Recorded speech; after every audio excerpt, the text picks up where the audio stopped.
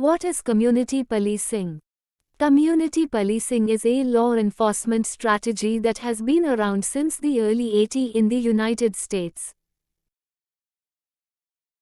Most people in the public safety sector have likely heard this term before, but what does community policing really mean?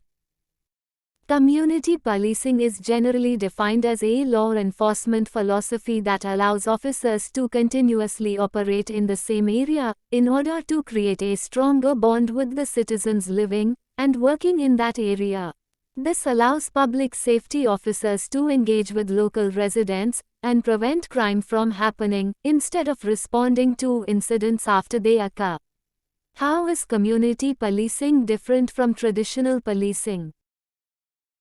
Intended to prevent crime before it happens, rather than responding to crime after it occurs. Focuses on creating a safe social environment.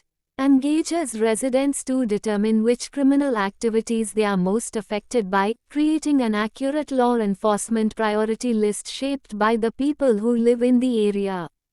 Encourages residents to participate with law enforcement in order to keep their own community safe.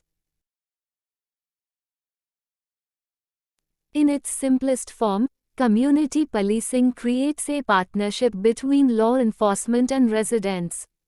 The more involved law enforcement is with the residents they are sworn to protect, the more residents can help law enforcement achieve their goals. What are the benefits of an effective community policing structure? Residents having a more favorable view of their local police department. Improved trust between law enforcement and residents. More accurate information from residents regarding criminal activity in their community. Better understanding of the needs of citizens and their expectations of the police.